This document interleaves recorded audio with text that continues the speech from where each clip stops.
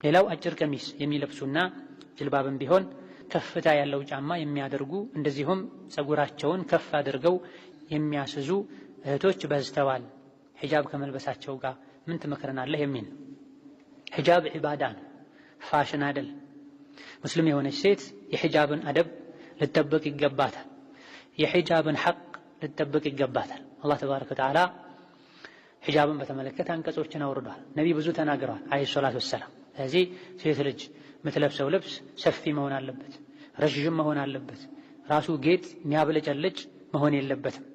ወሀከዛ ከፍ ያለ ጫማን ሴት ልጅ መልበስ የለባትም። ሙስሊም ሴት ልጅ ወላ የድሪብነ ቢአርጁሊሂን ብሏል።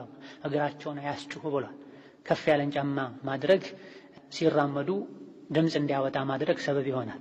እንደዚሁ ደግሞ የሰውነት አካል ሚዛኑ እንዳይጠብቅ ያደርጋል፣ ፊትና ያመጣልና ይህን የሚያደርጉ አላህን ሊፈሩ ይገባቸዋል። ወከዛሊክ ፀጉራቸውን ከፍ አድርገው የሚያስይዙ የሚያቆሙ የተረገሙ ናቸው። ነብዩ ሰለላሁ ዐለይሂ ወሰለም ማኢላቱን ሙሚላት ጠመው የሚያጠሙ ተሳስቶ የሚያሳስቱ ፀጉራቸውን እንደ ግመል ወይም እንደ በሬ ሻኛ ቀጥ አድርገው የሚያቆሙ የተረገሙ እንደሆኑ ጀነት እንደማይገቡ ረሱሉ ሰለላሁ ዐለይሂ ወሰለም ተናግረዋልና መጠንቀቅ ያስፈልጋል።